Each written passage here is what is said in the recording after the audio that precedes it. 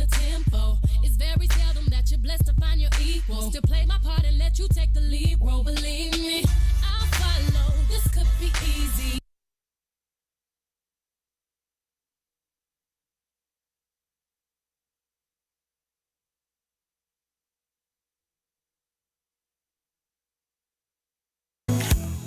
On target. So I'm your host, Kelvin Daly, and I thank you for joining us once again. Join the conversation.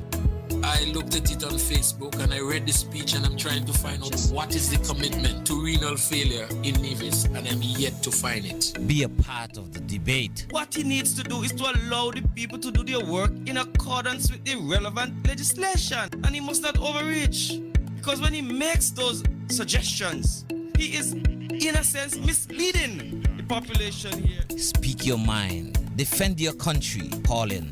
Numbers to call: 869-669-7312. That's 869-669-7312 or 917-460-2187. That's 917-460-2187. On target here on 2020 Vision Radio every Saturday from 1 to 3 p.m. On target. Be a part of it.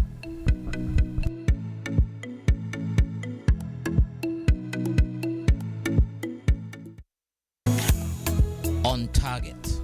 So I'm your host, Kelvin Daly, and I thank you for joining us once again. Join the conversation. I looked at it on Facebook and I read the speech and I'm trying to find out what is the commitment to renal failure in Nevis, and I'm yet to find it. Be a part of the debate. What he needs to do is to allow the people to do their work in accordance with the relevant legislation, and he must not overreach, because when he makes those suggestions, he is in a sense misleading the population here. Speak your mind. Defend your country. Call in. Numbers to call: 869-669-7312.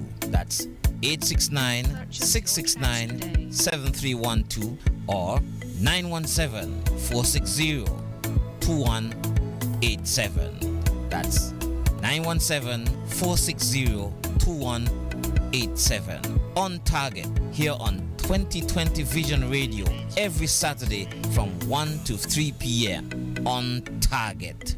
Be a part of it.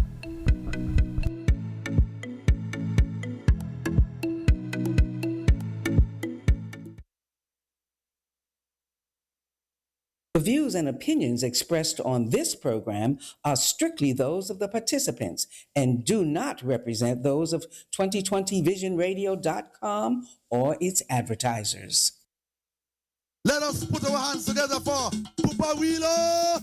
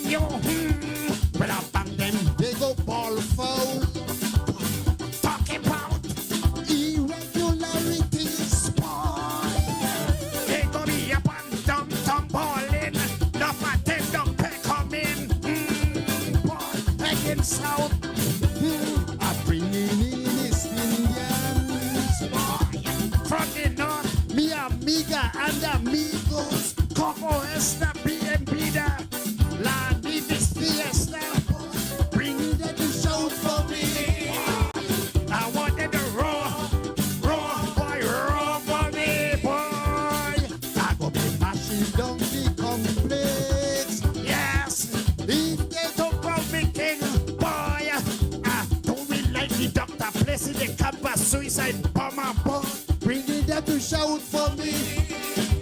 I want them to roar, roar, boy, roar for me. Anything you want, you go get, boy. I'm mixing up the soca with some Hindi and some rumba. Chutney and lavandera. ID no necessary, boy. Whisker lips a mercenary. Bring it there to shout for me. I wanted to raw boy, raw for me. Maintain your impulso. Total zombie and beater. Take it away.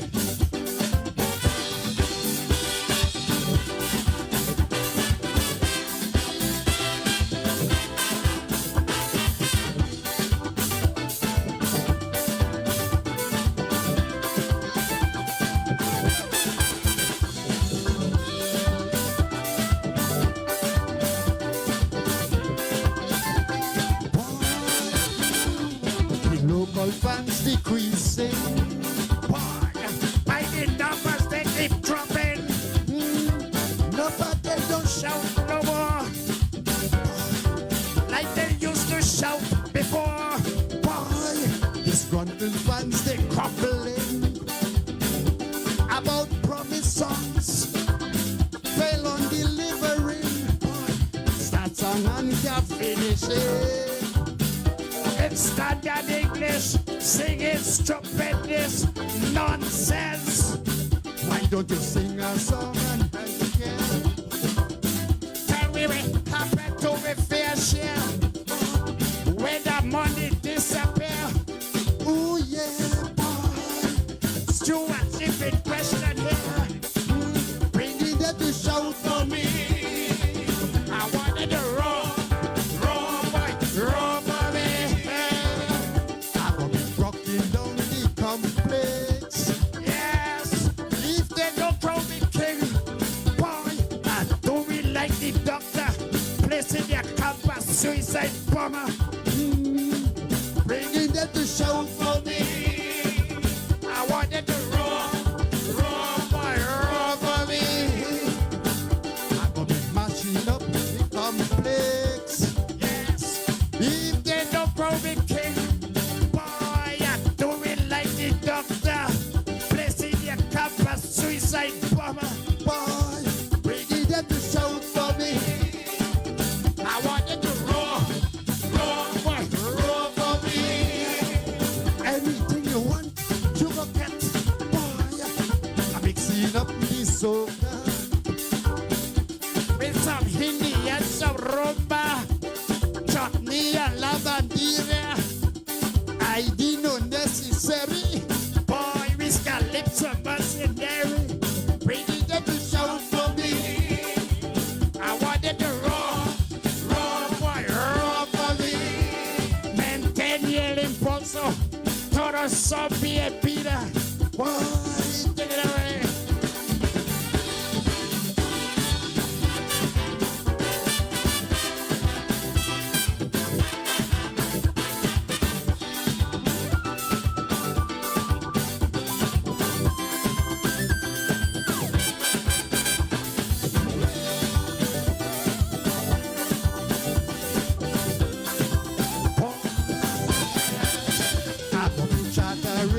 Airlines. See preacher, see taxi. Bringing them to shout for me. I want them to roar, boy, roar for me. You don't know. You got to spend big money if you wanna win monarchy. I go got.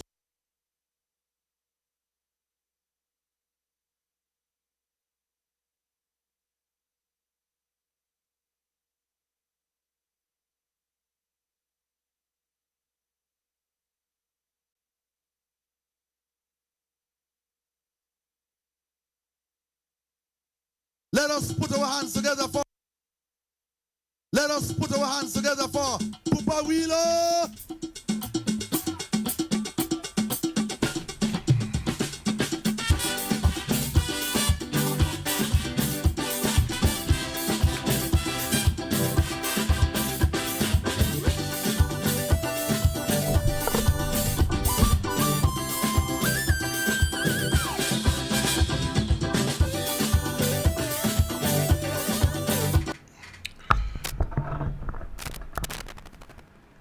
Good afternoon, and welcome to another edition of On Target. And as usual, on a Saturday afternoon, I'm your host, Kelvin Daly, and today in studio with me is my co-host, Tulu, the man Weeks, and soon to join us is Henry Daniel.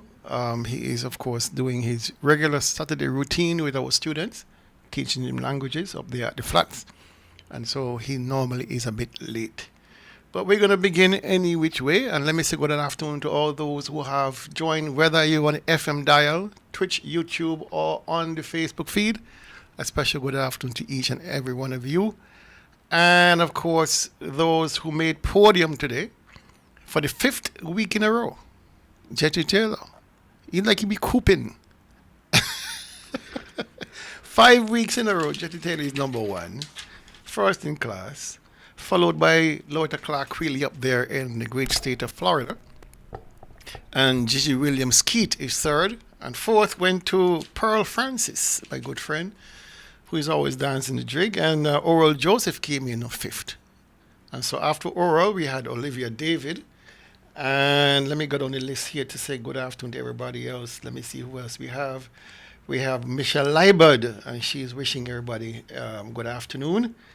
And then you have P. Eustace Hendrickson. You know who that is? No? Okay, we'll come back to that. And he's saying, good day on target and listening. All right? Over there in Mounset Village, just below Prospect, is Hildred Davis. She's in the house. Good afternoon, Hildred. And my number one fan in St. Kitts missed the first 5 today, but she's always good. Dolger Little Penny, who celebrated her birthday last week, Saturday. Today's another Saturday, and we have not gotten any cake, Tulu. No cake. No cake. I ain't going to forget this. She done the drinking all killer bees by sunshine last week, Saturday. I had to send a message, don't drink too much because she have the lead service on the Sunday. And she still ain't send no cake. Well, I can't understand this. What is most important right now is not the cake, is that she had a good time. She had a great time. Yeah, that's the most important. Okay, then I forgive her then. All right.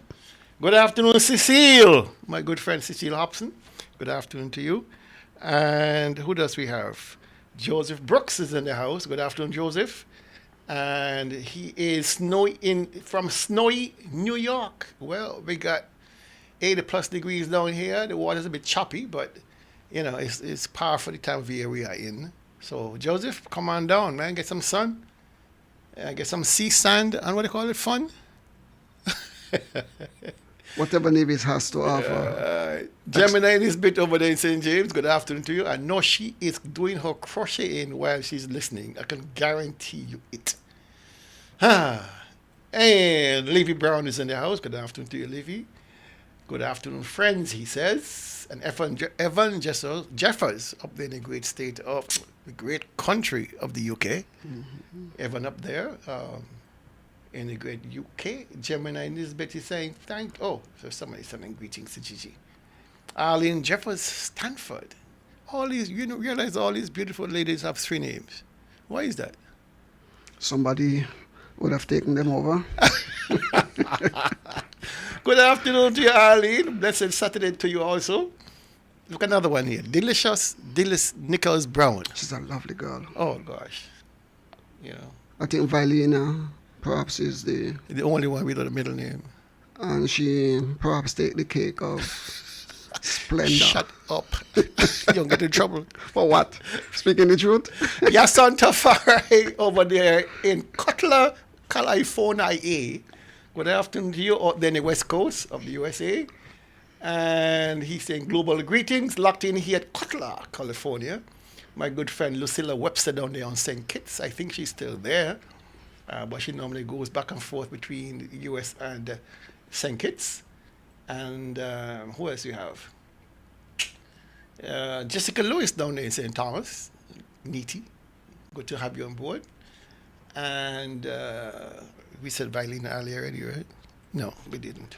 Vilena, good afternoon to you. I hope you didn't hear all those naughty things that Tula was thinking. Naughty? Charles Tyson, I'm moving on very quickly. Good afternoon, Charles. And congratulations to your daughter, Charlotte, who pulled off the women's arm. She's the president of the women's arm, and they pulled off a wonderful lunch for Valentine's. I enjoyed it. It was good. Yeah, it's beautiful. Yeah. And she always ropes me into doing things, At the last minute, she said to me, Dr. Daly, you're busy? When she hear that, I said, what is no, Charlotte? What is it no? She know you will never say no to her. I would never say no. Even if you are busy. I would never say no. She's a lovely person. And Paul Pemberton is in the house. Good afternoon, Paul. Olivia David. Good afternoon to Olivia. Olivia always dancing. She loves to dance. She got on these dancing shoes. Who else we have? And Delicious is saying, I felt like an old musketeer. And as soon as I heard this song, my mood just changed into a Jolly Rancher. Careful your husband bite our piece, eh? Them think they're sweet. He's supposed to be the biting. Deacon, look who has to come after. The deacon have to come after I said such a nasty thing, a naughty thing. I shouldn't say Wait, that wasn't naughty. It's part of the reality. All right. Thank you for defending. No, truth is truth. Annette Morton is in the house. Good afternoon to you, Annette. I hope you're doing well. So is Muriel Brown is in the house. Good afternoon, Muriel. And who else we have? Laurette Watton. And she's saying good afternoon to every single one of you out there. It doesn't matter where you are on the FM, Twitch, YouTube, or Facebook. She's saying good afternoon to all of you. And, of course, us. All right? Who else we have? Who else do we have? We have Ruthlyn Hill is in the house. Good afternoon, Ruthlyn. How are you doing up there in Florida? I hope you're doing well.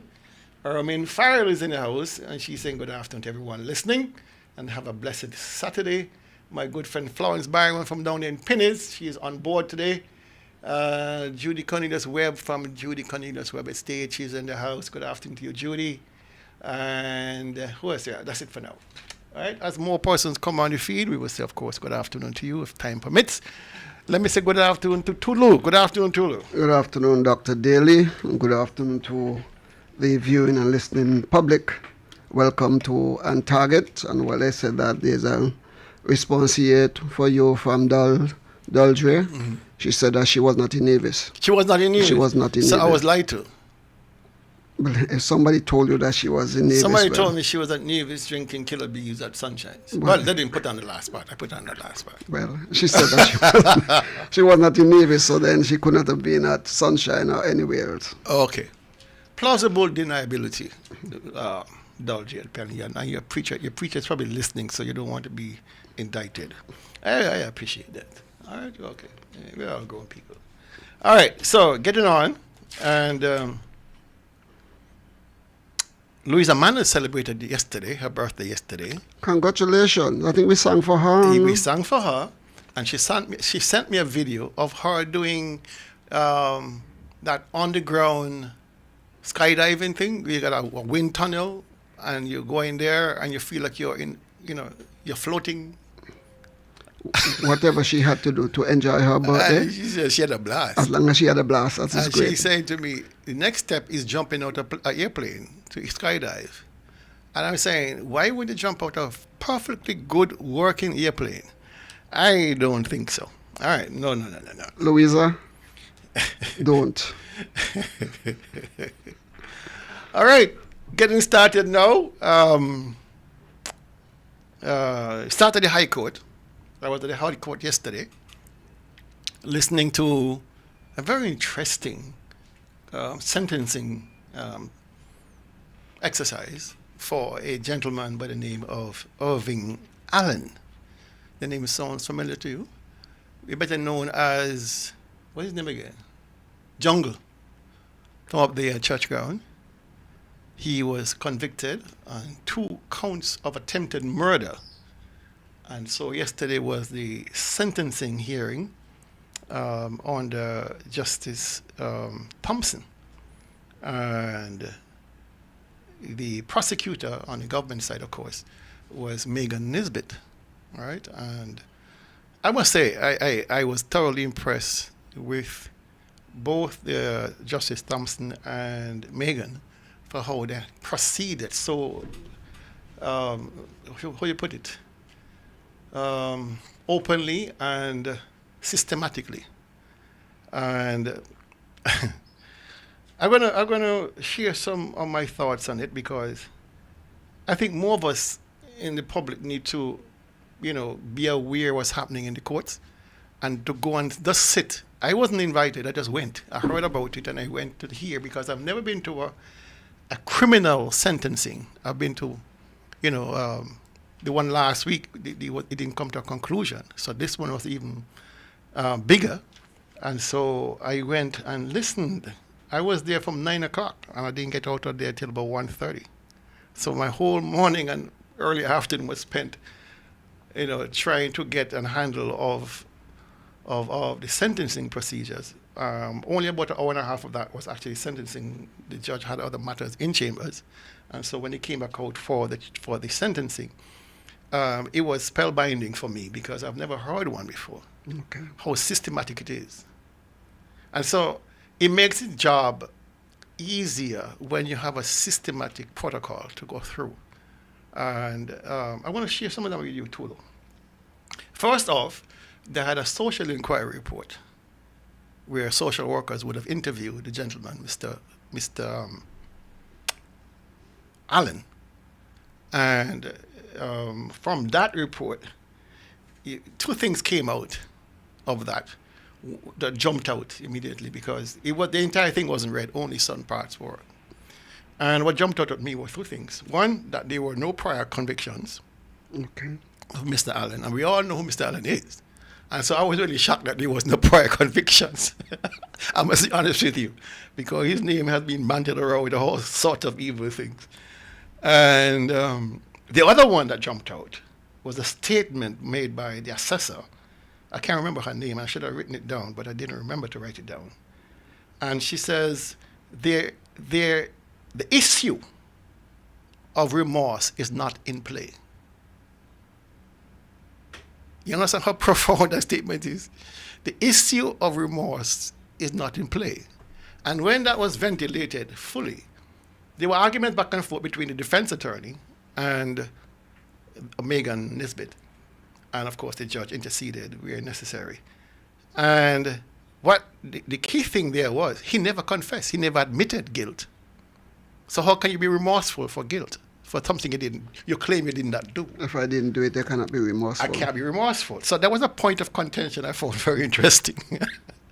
Very interesting. And then we moved on to the sentencing guidelines. And these are standard guidelines, but as was indicated to us by the judge, we do not have such guidelines, so we adopt the British guidelines, which is not something I would prefer, but it is what it is. And using the British guidelines, the maximum for such a heinous crime is life imprisonment. Life imprisonment, but the usual is about 25 years. Double murder attempt. All right. Then you had something called to determine the offense category. How severe of offense was it? I mean, this is severe. You're trying to kill two people. So category A, highest level of culpability, the word they used. And both parties ended up agreeing to that. At first, the defense attorney was saying, no, we don't think so, but I think between Megan and the judge, they managed to bring him over to their way of thinking that this was indeed serious. And then you had degree of physical and psychological harm of those persons who survived the attempt on their lives. How do you grade that? Did they sustain permanent, irreparable damage, or did they walk away damaged but can be repaired? And that you have three categories of that. They give them two, which is, damage the people, but they can recover. Okay. All right? And not just a fact, all of these here carry several penalties. Each one just accumulates penalties. All right? And then you had aggravating factors, whether the person issued threats during the time of arrest or before arrest.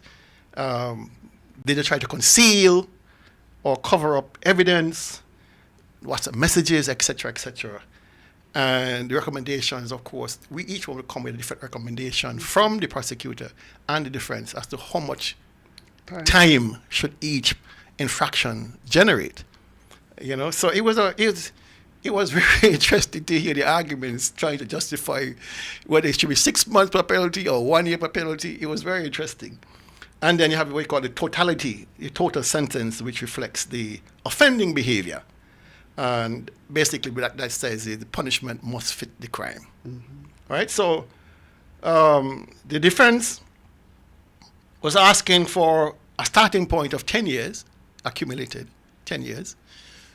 Megan Nisbet, the prosecutor, was saying, nope, 15 years to start with a range of 10 to 20.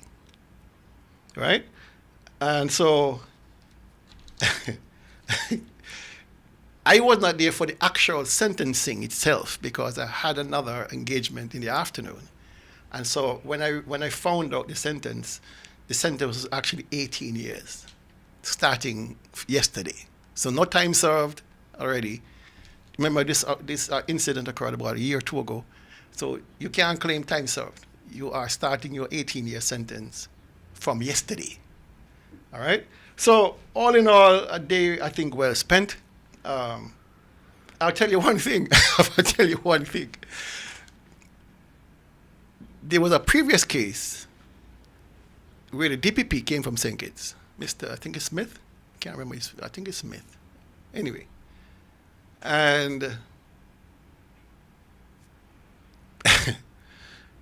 to say that he was between a hard place and a rock when dealing with the judge, it was understatement. I have never come across a jurist, including the judge, that is so frank with his opinions. Well, he should be frank. You know, if you're not prepared to defend, let me say this to all jurists out there, if you're a lawyer, if you're not prepared to defend your client to the best of your ability, don't go. Don't go. That is correct. You'll be embarrassed. Do not go. So that is my admonition. But what you said there, Dr. Daly, in summing up or giving a summary of what you heard in this sentencing guidelines, it says to me that people need to stop and think before we act, because we do not determine the consequences. Nope. And because we are not aware of all of the ramifications that comes into play for your sentencing, perhaps it's good for us to be informed. It is good for us to take some time and go to the court and listen what's going on inside there if we have the time. For us to be informed as to what will happen to us if we find ourselves on the wrong side of the law. And I think it would help some of us to keep out. Everybody's not going to keep out, but I think it's important. The other thing, I think it's a brilliant suggestion, but I will extend it even further. Those persons who are juvenile offenders, you know, they tend to elevate in their level of criminality as they age. Yes. Perhaps it would be a good exercise as part of their rehabilitation for them to sit in the court and understand what they are facing. Because there was no mistake about it, either from the prosecutor or the judge, that, listen, you're going to jail. It's just a matter of determining how much years you're going to get. All right? That is reality. I mean, I sat there in shock because, like, this is the reality. You're going. You're going. There's no ifs, buts, or maybes. You are going to prison for a long time. And a lot of people celebrated and hoped and wished that gentleman had gotten more time because he indeed has been a menace to society. But there still is this sequence of events you have to go through to arrive at that figure of how many years you should get to fit what you did. It is important for the offender to be told exactly why you are being punished. And so for them to understand, rather than just say 18 years. Yeah. And that's what I thought, you know, as educated as I think I am, I was living in ignorance as to how the procedure, because that's what you see on TV.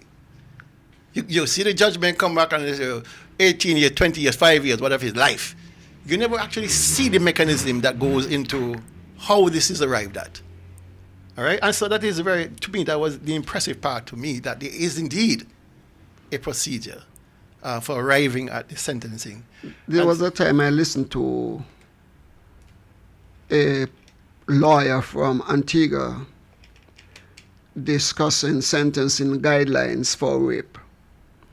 And it changed my mind, because I was of the opinion, as long as a man raped a child under 16 years, they should go to jail for the rest of their lives. That's emotional, though. That is what I was thinking at the time. But then when I heard a lawyer and a psychotherapist went through the sequence of guidelines that is given and must be considered before you come to a conclusion, I said, boy, you are ignorant. It's a good thing that you have listened, because there's a lot of stuff goes on in between there for the maximum to be given for rape.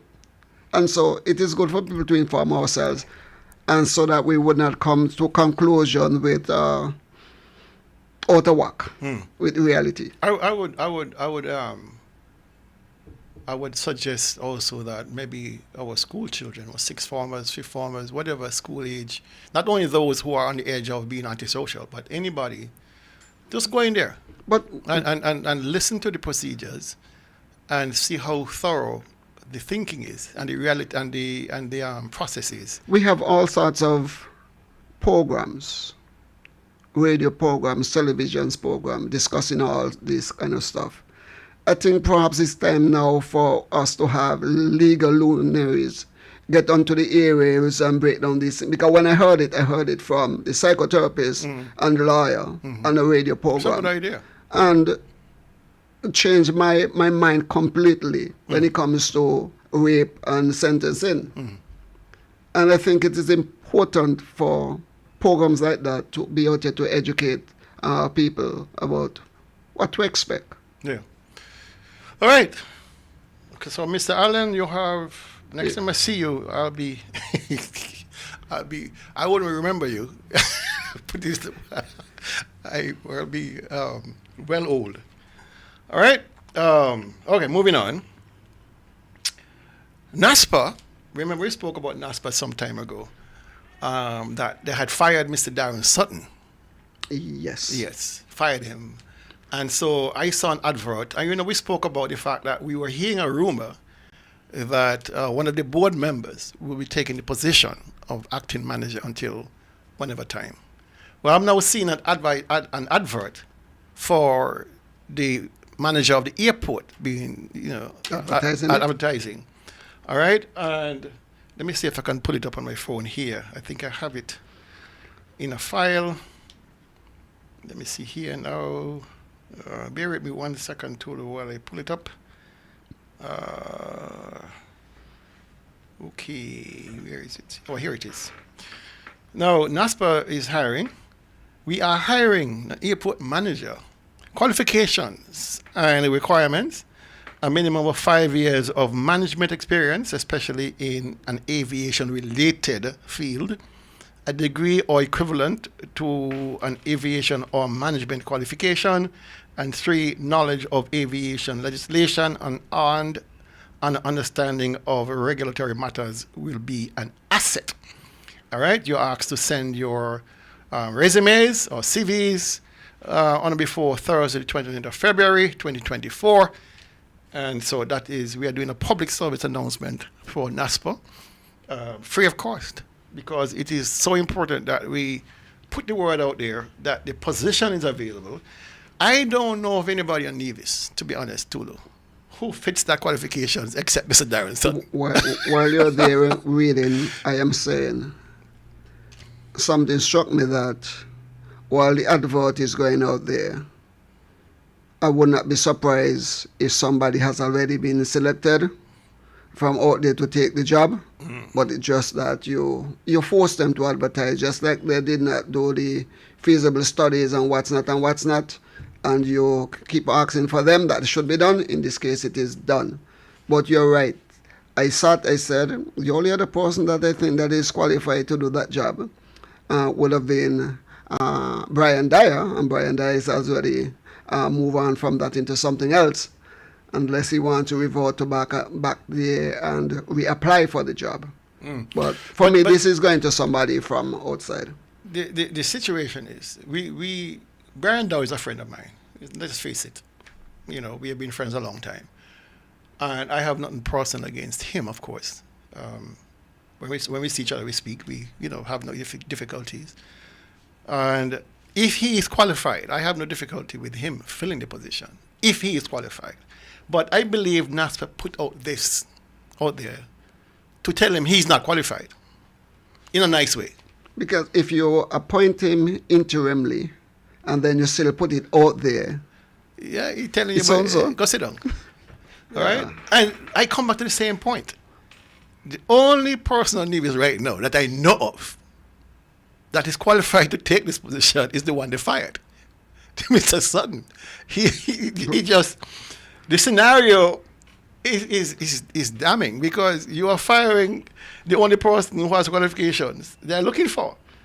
But not Brian, Darren has been on the chopping block for some time. But the question, I was just getting to that, because it tells us that somebody wants him out of the way in a bad way. All right? And the question is why? Who else in Nevis has the qualifications that Mr. Sutton has? And the larger question, though, is that why hasn't NASPA invested in a succession plan? By that I mean, how is it that they haven't trained anybody over all these years that Mr. Sutton has been managing the airport to succeed him eventually? And the vision, getting the kind of training. If Mr. Dow was to be the natural successor, then whatever qualifications he was lacking, then they should have said, listen, we see that Mr. Sutton will be with us for another 5 years. Let us get our ducks in a row and put Mr. Dow out there for training. I mean, that to me makes sense. When I was at agriculture, the PS, one of my largest priorities was to make sure that every single officer under my command had university training. Every single person, from the lowest extension officer to the highest. So we kind of put aside the rules that you had to be working with the government for at least 4 years to acquire university training. Put away, that makes no sense. Persons are committed to the department, to the ministry, put them in training. So we had guys going to Trinidad, we had Guyana, CFB. 4 of them started at the same time at CFB. And then some of them went on to 4-year degrees. One went on to a master's degree. 2 actually went on to a master's degree in Trinidad. And so my thinking was, how can you advise farmers if the farmers know more than you? How can farmers take you seriously if you can't convince them that what they're doing is wrong and what you're saying is right? And so the impetus was, get training. Make sure your personnel are trained. And I'm proud to say that by the time I left, every single officer had at least a 2-year degree. Well, see, you were interested in building the officers and at the same time building the country. When you have an administration that do not believe in building, and the top of the leadership is telling you do not need any education, all you need to do is to love your country, and then you had a minister who is saying to you, what degree? You don't need any degree. Look, I do not have any university degrees. And so because of that mindset, they are not mindful to give the training that is required to push people forward. But I could recall when Carlisle was the manager of the airport, there was a succession plan. He was there as manager. Brian Dyer had training, Stephen Hanley had training, and so by the time he exited or they forced him out, Brian Dyer was there to fill the role because he was qualified. By the time Brian moved on, then you had Stephen. By the time Stephen moved on, there was Darren. What happened after Darren? who dropped the ball, that sequence of training and preparation for this job was not done. Nope.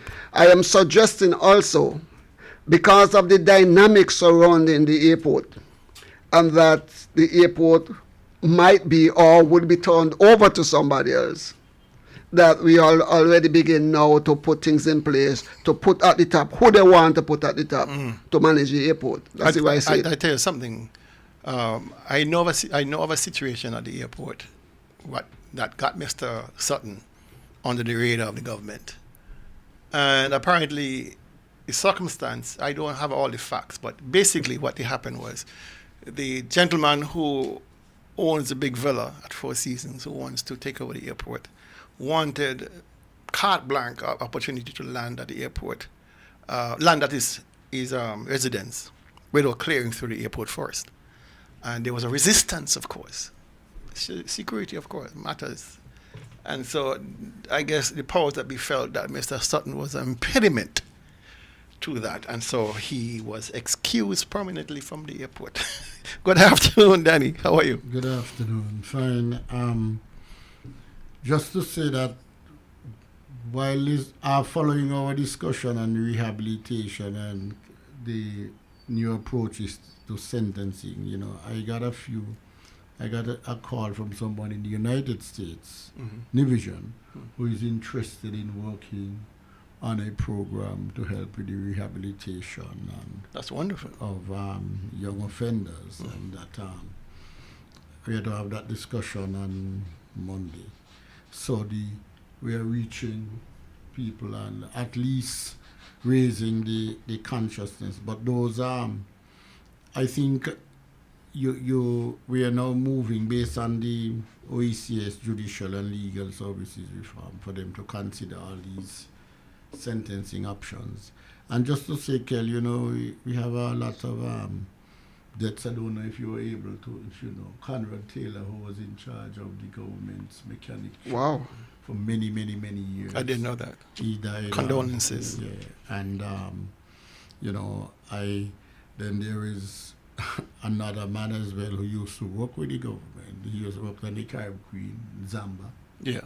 Clifford is his name, is it? I think, Yeah. Smitten. Smitten, yes. Yeah. And then I have a good friend, a family friend in Canada, originally from St. Kitts, John Martin, died in Canada too. So we express sympathies to Of course, them. of course. And I think someone mentioned that Reggie also. Yeah, Reggie also passed. Oh, yes. Somebody told me that yesterday. Postman Reggie. Yeah. Postman, yes. But my condolences to the Smitten family, of course. Zamba, we practically grew up, in close-knit families here on Nevis. And me and he had a falling at one time, simply because he was catching so many fish.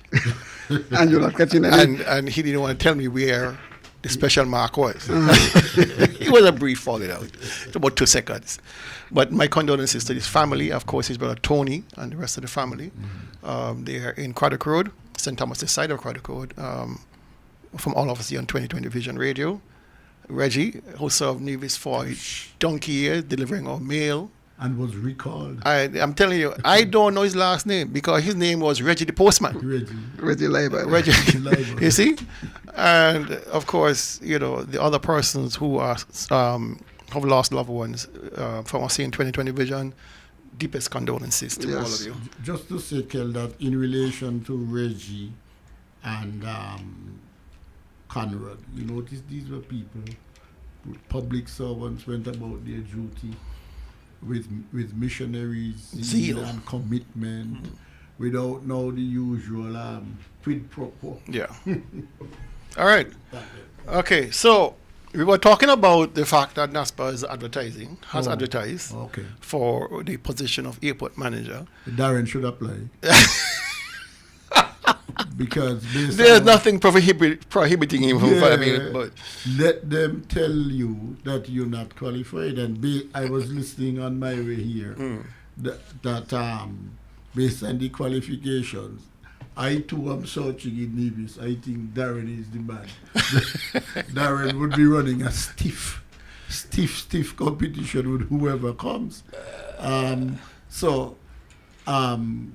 He should reapply. I don't think they're going to study him anyway. No, put in I your agree, application. I agree. Based on the criteria outlined, it seems to me as if he is one of the persons who should be considered. But you know, Ken, what is the worry? The worry is that in line with this government's lack of good sense and direction and a terrible sense of backwardness and lack of history, it is going to bring somebody who is not from Nevis to be in charge of that position. And then the young people in Nevis who go to school will soon meet you on the road and say, why are you saying go school and learn your lesson? But look at all the leading positions. And they'll be right. Yeah. And it has happened so much already. And this is likely to happen again. And it is demotivating the young people. And it is sending the message to them that all you don't really matter, no matter how much them fellas. Especially those persons who run afoul of the government. No, not run afoul, oppose the government. Okay. You know, I was trying to be politically correct. You know, the treatment of opposition fellas in this country. We hear about Alexei Navalny in Russia. Mm-hmm. Don't think that if you run up against the government, you don't think that they don't have the same ideas in their head. When I turned my television on, the first thing I saw was Navalny dead. My mind ran to Delhi. Me? Yeah. So Delhi is a target because Navalny was a thorn in the flesh of Putin. And Delhi is a thorn in the flesh of this dictatorship that we have here. And I said, listen, if they get Delhi in a position, they'll do the very same thing. I'm aware. I'm terribly aware of my mortality when it comes to this government. No, all right. I don't need to be reminded every day of it, but I'm terribly aware of it. And there are persons there who log me every single minute of every day to see whether they can catch me with something so they can try to destroy me. Mm-hmm. I know that. There are persons who will listen to the program, taping every word, with the concept that, listen, we're going to destroy him, or we're going to attempt to destroy him. Listen, everybody got to do what they got to do. They got to do what they got to do. We got to do what we do. Moving on. But still Advanced Amory International. You mean more things over there? Let me just ask something. The focus is more flights? No. This is saying Jamaica rotted. No, this has nothing to do with more airlift for the airport or anything like that. I'm aware of a letter that was written by our party leader, Dr. Janice Daniel Hodge. Mm-hmm. I have not seen the letter. I have not seen the verbiage. I have not seen the contents, but I'm aware of the letter that was written to our esteemed Premier, who complained bitterly in Parliament and other places that our esteemed leader, Dr. Hodge, has not been communicating with him. You cannot use esteem with our leader and the Premier in the same. One is esteem, one is not. Let us not split here. No, this is not splitting here. All right? Let us go. There's a letter written by Dr. Hodge, our esteemed leader, to Mr. Brantley, the Premier of Nevis. Good. Requesting information on the Vance Amory International airport development. Among other things that I was told is that one of the concerns expressed by Dr. Hodge was, have they managed since the last town hall to get a feasibility study done, and requesting information on the development itself and all the contractual arrangements, etc., etc. The Premier responded. I have not seen the contents either, but I'm told the response was very terse, directing her to make any inquiry to Mr. Alexis Jeffers. Really? And she was appealing to him under the Freedom of Information Act. Mm-hmm. I didn't realize I didn't say ordinance. Mm-hmm. For those in the audience who don't understand the difference between the Act and the ordinance, the Act is what governs us federally. Mm-hmm. The passed in the federal parliament. The ordinance is what's passed in the Nevis Island Assembly. Normally, it's a facsimile or similar legislation to what is passed in the federal house. So there's an ordinance, the Freedom of Information Ordinance 2018, that was passed here on Nevis.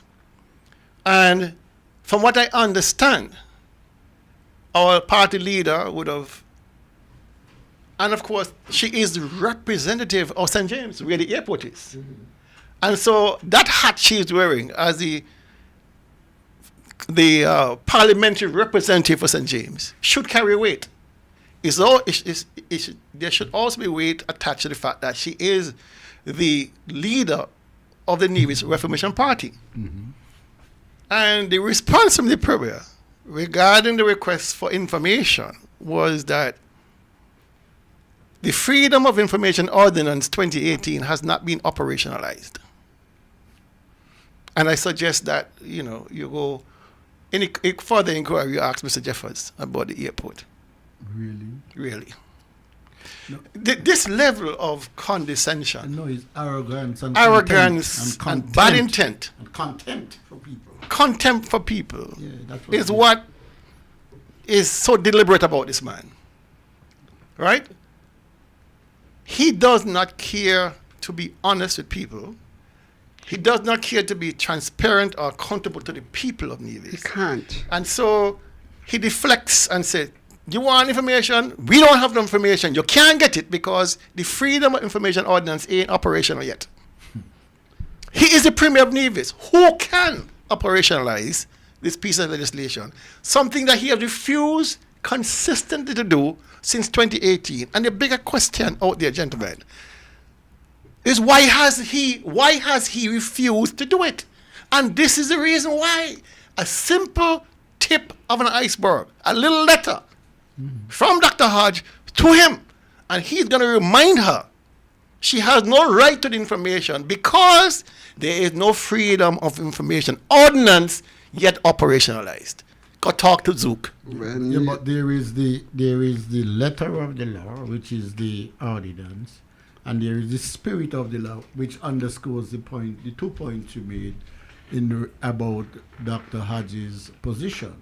One, she is the representative of St. James, where the airport is located. And two, she's the leader of the Nevis Reformation Party. But this goes a little further. This is how dictators function. Remember, laws only declare the rights, they don't deliver them. And so he would say there is a Freedom of Information Act, but it's not operationalized. That is how it's a form of escapism. So you escape responsibility for responding to the citizens by saying, oh, well, the Freedom of Information Act. Before all this talk about Freedom of Information Act and so on, governments have functioned by being open so you can have a town hall meeting, you have press conferences, you have public statements by the Premier. When the Nevis Reformation Party was developing the Four Seasons, there was no Freedom of Information Act, but the people knew who were the people financing the hotel. They knew what area we were going to use, where they got the land from, and so on and so on and so on. So this is just a ruse, and it is intended to hide the information. But here it is, Tulu. And insult people. Here it is, Tulu. We are embarking on, which is arguably the largest infrastructure development in the history of Nevis. Big time. The largest, single largest investment in our history, which can put the people of Nevis anywhere from 70 million to 100 million in debt. Okay? The largest single investment that we, the people of Nevis, is responsible for to pay back over perhaps our lifetime. And yet, he is refusing the parliamentary representative for St. James, Nevis 4, from accessing information that governs what happens at the airport. Well, he do not want you to know. And so if he do not want you to know what is going on there, he's not going to tell you. Now, I've said for some time, the reason why this ordinance, the policing of this act or ordinance has not happened is because there's something to hide. And I'm speaking from a natural individual. If I am in a position where I am doing wrong, and I am in the same position to make laws to govern that wrong, I am not going to bring nothing to the public because I do not want them to know. This is something that our administration has, that it is hiding from the people of Nevis. Secondly, they feel as if that they are not obligated to the people of Nevis. We are obligated to them. Mm-hmm. And so that they can do as they like and as they please. The truth is, because they are hiding, they has enriched themselves so, I must put it, so exorbitantly that nobody could question them. Nobody can. Because what? There is nothing that says that police them to give us the information that is necessary. So they know that. What am I going to tell you? But I am insisting it is the contempt he has for the leader of the opposition, the Nevis Reformation Party, and by extent the wider Nevis populace.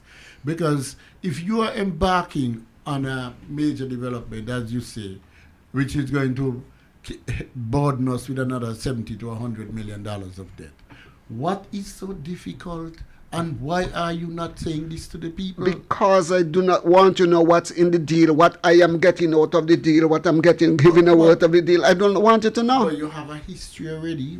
We know you're not. We know everything going down point. But I do not want you to know. Going down point. We know that already. But I'm just saying, I hope the people of Nevis are seeing the difference, and that here you have somebody who could parade on a radio program every Wednesday night and say all manner of things. But the same radio program, you can't use it to inform the people as to what's happening on the airport. You have a press conference monthly and several other ways. All I'm saying, if you thought the people of Nevis deserve to know, you would tell them. I agree. But you would tell them. And don't make no excuse for him. That is true. Oh. He do not believe the people of Nevis ought to know. We have to understand that this concerned citizens movement was never established and run with the best interests of Nevis at heart. It has been run at the best interests of the leadership of the concerned citizens movement. And if it's not glaring before, this is the worst it has ever been. Look at the consultants. Look at the money that you pay them. Look at how you prop them in every way to make sure that whether it's 5 years or 2 years or 10 years, by the time they leave office, they are filthy rich. This is designed for them, not for us. But it's simple. Look at all the projects, the hospital, the pier at Oakley, the Newcastle police station, the hotel. There's one common thread throughout. There's a comment here which I wish to read, and it's by J.T. Taylor, and he writes, without his enablers around him that tends to profit by his leadership, he would be irrelevant. That is true. Okay. I remember last time I tell you he has to pay for love. he has to pay for love. He's buying it down. Okay, then. That is true. He has to pay for love. Nobody's rowing for him anymore. So he's always had to pay for love, but more so of late than earlier. And so we have no more information to give you about what's happening at the airport. By now, we were promised a second town hall. By now, and you heard the Premier say last press conference, I believe, or the one before that. I'm losing track now because they're also nonsensical. That they anticipate one coming up very quickly, and that by the time, they have more information with a person who can speak English. All right, moving on. MSI is back in the news. Oh, Kel call something good now. All day. We had all day. All day when it's not. Oh, Jesus. Wait, no, all these damaged goods. We have to face reality. MSR is back in the news. We have to face reality. Let's go. After all the stomach churning and eruptions of emotions, MSR is back in the news. All right, but I want to go back a year ago, August 30th, 2022. I want to go back for you to hear what Brantley said at his press conference. August 30th, 2022. Listen to this. MSR Media, we have made it clear that yes, there is a financial arrangement with MSR. I believe the number is $150,000, if memory serves, $150,000 US dollars, that the NIA contributes. We have contributed that in terms of hotel and accommodation. The deal we worked out, remember this was in the height of COVID. So we said to them, listen, we prefer to pay this money to the hotels because our calculation was the hotels would then have to employ people. So that's one of the ways that we try to keep our hotel sector going. And so you have some place like Hamilton Resorts, for example, has been booked out by MSR for 2 years now almost, so there are certain properties that have benefited tremendously from this arrangement, because what we do is we pay the hotel arrangements for the stars and for the people who come in, and by doing so we inject money directly into the hotel sector, allow the hotel workers to find work, and of course MSR does their movies, and their movies lead to considerable publicity for the island and jobs that are created on the island as well. I think at this point they say that they have about 60 or 65 employees, and so not huge, but certainly a start, because these were 65 people who knew nothing about the movie business 2 years ago, and now they're involved very much in the movie business. So they're now filming their 7th film on Nevis, an action film starring Michael Jai White, an African-American action actor, and they, I believe, said that they were filming for about a month to 6 weeks.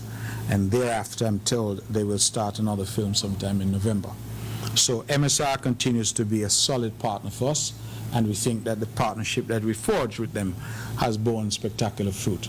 I have said so publicly, but I was contacted by a dear friend of mine in Georgia, in the United States, who said that her niece and her sister were traveling to Las Vegas, and one of the movies that was showing on Delta Airlines was A Week in Paradise, I think it's called, that was filmed here.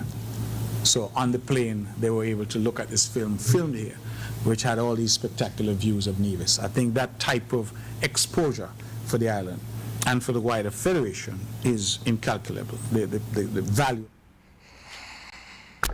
Okay. I will speak in Spanish. Puro paquete. Anyway. Go ahead, Dr. Daly, I'm listening.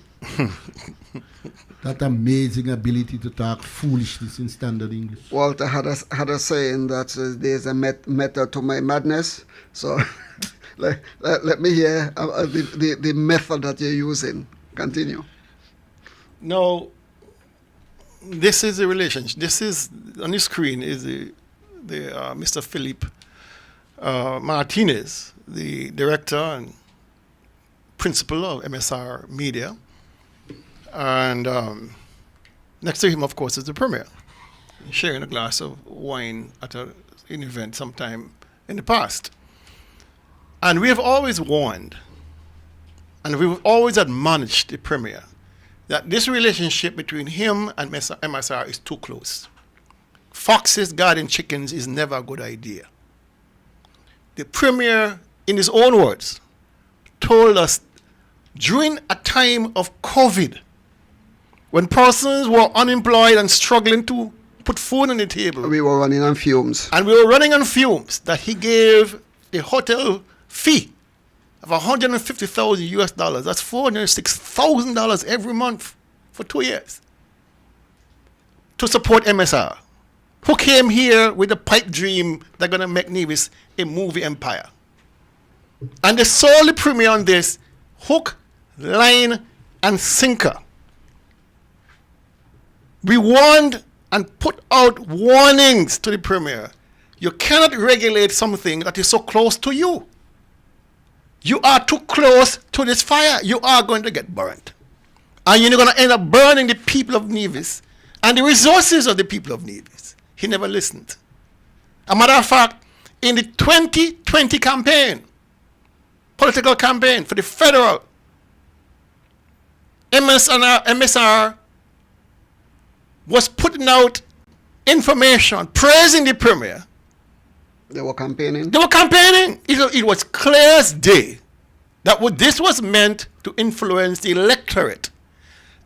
Never in the history that I know of in Nevis have you ever heard TDC or Horsford or Four Seasons No. or any other entity going out there and endorsing a political party. Really? Understand? It was clear as day whose side they came down on. And the Premier, of course, enjoyed it. He said it was 60 plus persons. Where? And MSR, I remember putting out a post, a Facebook post. I should say Philip Martinez put out a Facebook post, if memory serves me right.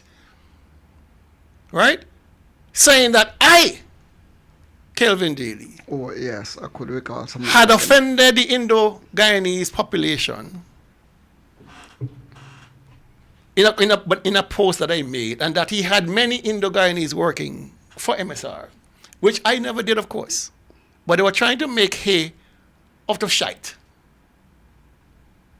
They were going to spin hay into gold. And to a degree, I guess it worked because you have influence on the persons you work with or they work for you. So you will tell them, listen, stay clear from NRP because they don't like me. Mark likes me, so, 1 + 1 = 2. The point I'm trying to make is that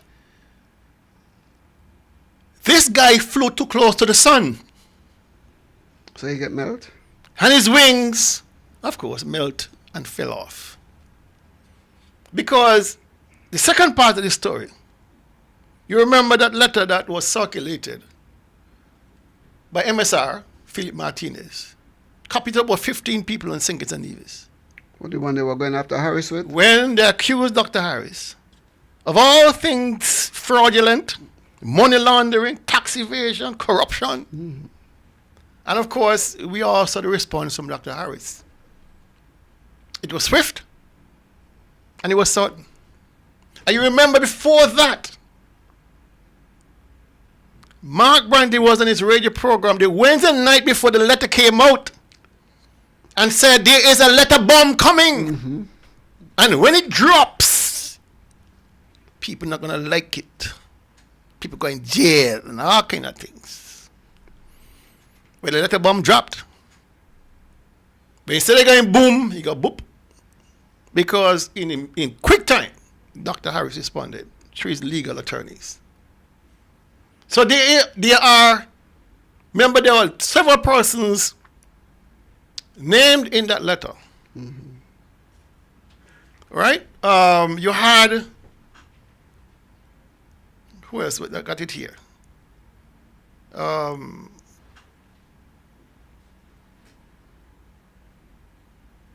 Dr. Harris, of course. Then you had Ying Jin and Caribbean Galaxy Real Estate. So those are the two persons that responded to the claims made by Mr. Martinez. Including Harris? Including Dr. Harris. So both of those entities and individuals responded as claimants. All right? The defendants, Philip Martinez in the first instance and MSR Media, SKN Limited, in the second instance. So Yin Jin and Caribbean Galaxy, I speak Chinese, man. they're suing. Both parties, Ying Jing and Caribbean Galaxy, are suing Martinez and MSR Media. Oh boy. And Dr. Harris is suing both of them also. Right? The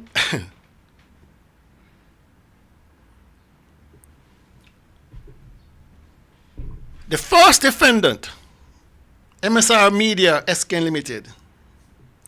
This is what it says.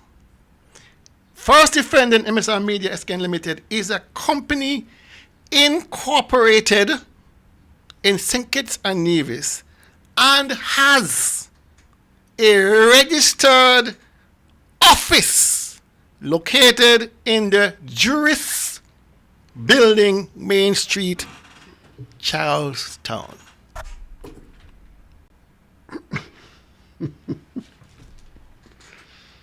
Let me read it again. The first defendant, MSR Media SK Limited, is a company incorporated in St. Kitts and Nevis and has a registered office located in the Juris Building, Main Street, Charlestown. Now, ladies and gentlemen, you don't need to figure out whose office is that. There's only one law firm in that building. One. You don't need to go no further than know who that one is.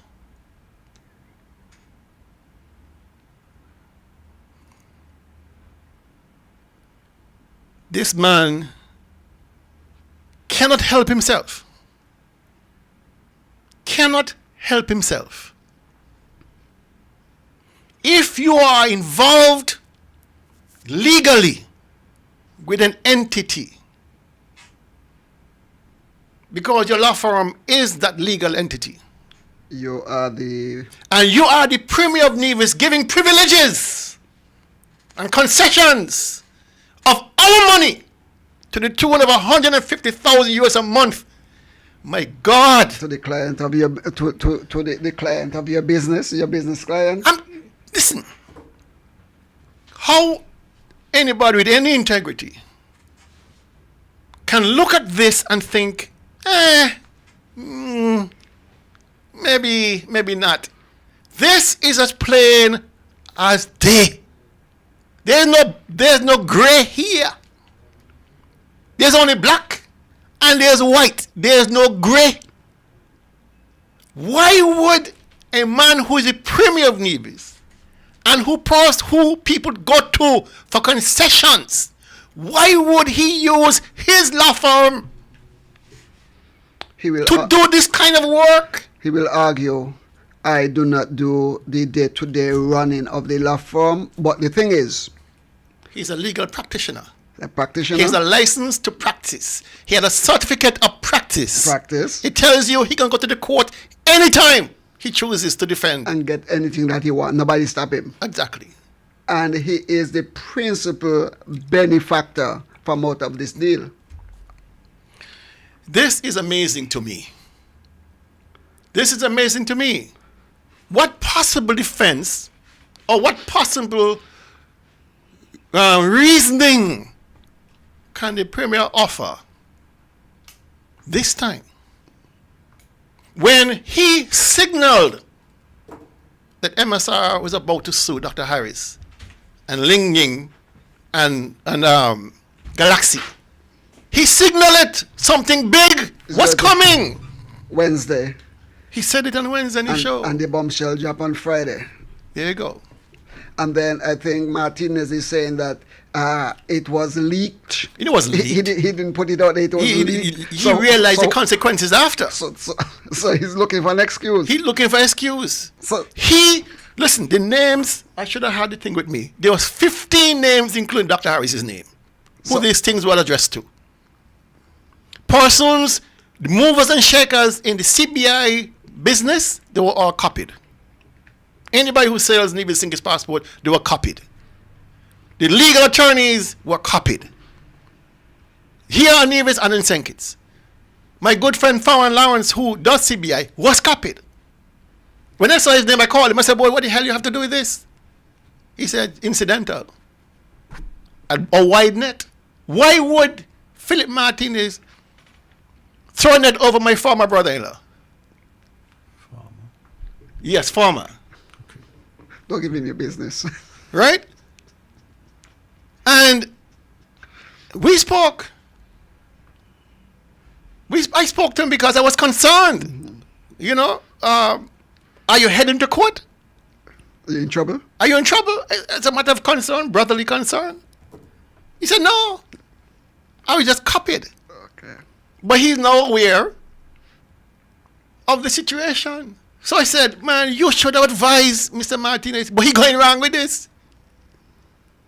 He said, boy, because this matter going to end up in litigation, I can't say no more. I appreciate that. But the point is, gentlemen, the Premier seems not to be able to control his urge for money. Greed. Can't seem to control that urge for money. And it is frightening that, I mean, in comparison to what he does with Nevlik, we all know Nevlik is on retainer for $8,000 a month for Daniel Brantley. You know, but that is small potatoes compared to what MSR is probably paying, right? And I can guarantee you, without even going any further, that when they serve any notice that this thing is coming, I could bet my last dollar it's going to be served with Daniel Brantley. Because they were the officers. Where's they going to serve it? I don't have to see the document. I don't even want to see the document. I can bet $1,000 right now they're going to serve it on Daniel Brantley. It's only logical. This is his office? The gentleman, Keller, I want to ask you a question. Is it reasonable to say or to assume that MSR is as broke as the 10 Commandments and Nevis is the place to land? Well, there were actually 15 commandments, you know. 10%. And as Moses was coming down with the wilderness, one fell and broke. So 5 went missing. Where you get that theology from? No, I have Nothing said, no, I have said repeatedly that there's something amiss in a number of leaders in the private and public sector in the Caribbean, where in dealing with people from the metropoles, somehow or the other they communicate to them, man, I am on the take. Somehow or the other, there is this view which allows so-called investors or so-called people who say they're interested in these countries to come, and they have a good spirit of discernment.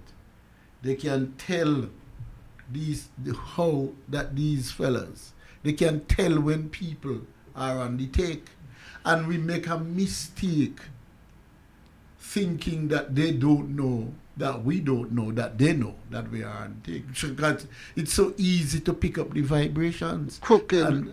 And you know, Tulu, the problem is this. The people of the Caribbean are the ones who get the dirty end of the stick. And as it stands now, the elections and so can be decided as to which leader is more available for the take. So when we served in the government, they were saying, Parry put the Nevis people first. You want somebody who not going to put Nevis people anywhere near the first, right? And you want somebody, they say, oh, Parry talking black. Yes, the majority, 90-something% of the people black. But you want somebody who can speak for a minority, a little small, powerful, or influential minority. So there is this thing which is emerging. And I have said before, it seems to me as if these people who come to the Caribbean say, I don't worry with them there. They can dig off and chalk as much as they like. But we know how to deal with them. There are some decent people who comes to the Caribbean to do business. I'll tell you why I say that. Of course. Our ruler said that he would have sat with several or many investors, offer them every possible concessions that he could give to them, everything that they want. And when they got up from the table, they walked away. You know why? Those are honest people who see a crook, and we're not dealing with crooks. People like this MS man who was willing to got there. The picture that you showed there, you realize he was smiling, looking across and watching the guys over there. He was saying, I got this fool. You remind me of the movie Django. I got him. With Mr. Candy. When, anyway. I got him. Kel, you know any so is it now then that Kel, that we could conclude deal is done based on who will get what, and is it that we are now because we are in a state of non-development, I can't say underdevelopment, non-development. Is it that now you are likely to see more or like Mr. MSR? And given your research, isn't Mr. MSR somebody who is known by the penitentiary? Moving on. No, I'm just asking. So it tells me, it underscores the point I'm making that regardless, they have come to these islands. Listen, the long and short is this. All right. To take off and extrapolate from what Zook intimated at the town hall about the Van Siemen International Airport development, to extrapolate from that, you remember what he said? The people of Nevis must trust us. Mm-hmm. Really? The people of Nevis must trust us. Even though we are breaking the law. To make the right decisions on their behalf. This as shocking as that sounds, that is what they believe. Yeah, but Kel, let me ask you something. And so they want to operate in this arena of impunity. Mm-hmm. That they can go and come with the field, do what they want to whoever they want, when they want, and nobody must say nothing. And once you open your mouth to say anything, they take you into the court to shut you down and silence you. You're a target, yes. Exactly. That is true. You are absolutely correct. That is what they do. Mm-hmm. When you have a whole legal, I should say not fraternity, a whole legal firm at your disposal for you and your friends to go after people like me and Tulu and you, Danny, and Parry and whoever else, 2020 Vision Radio. When you have that at your disposal, you have a very powerful tool, Yeah. Because win, lose, or draw, you waste time going to the court to defend things that foolishness. And they know the law so well. Of course, there are loopholes in everything. There is a large arena of interpretation. And so, hey, it is what it is. We work with what we have. But the point is, they have been using the law and our court system since 2012 actually. 2012. Right? To prosecute NRP. Yep. Prosecute NRP. That is true. Relentlessly. Not only NRP, the organization, but NRP, the people. True. Right? And it's obvious to the world to see. But it's obvious to the world to see. The classic case is that, I was reading a document about a decision by a court. You get sued. And then you have to get time to put up your defense. By the time you put in the defense, since 2013, the case hasn't been held because I wanted to go. Because if you go to court, Kel, you have to bring all the exhibits. So those exhibits are best kept away from the court.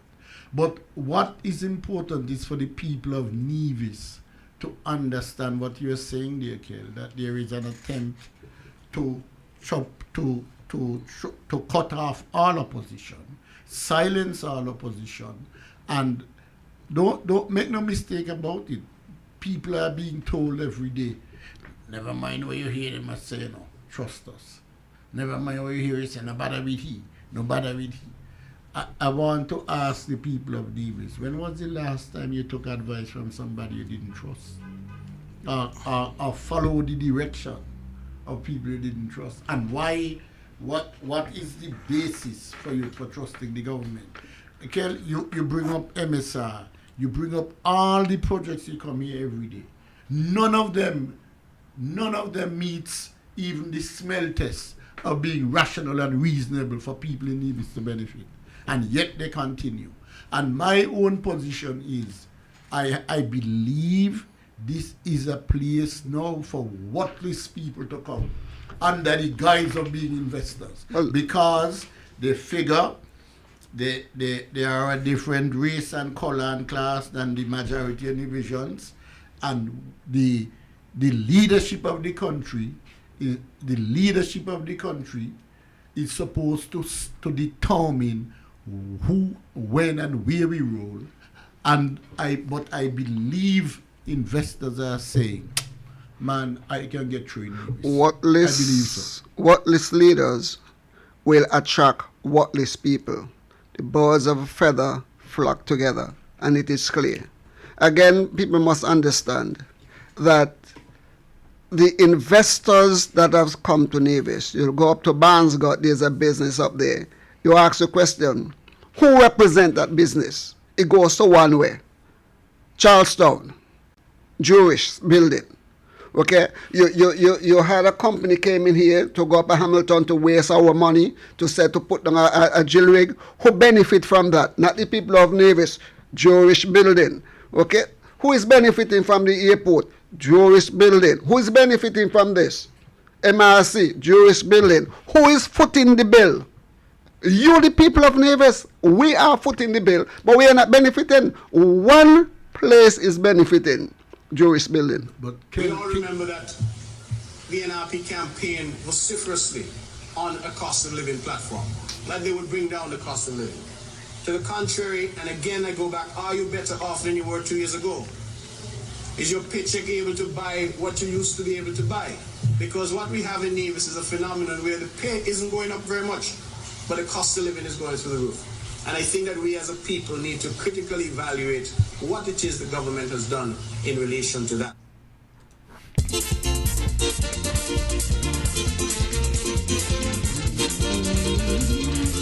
Gotcha. Power rules the world today. Power rules this day. And absolute power corrupts you absolutely.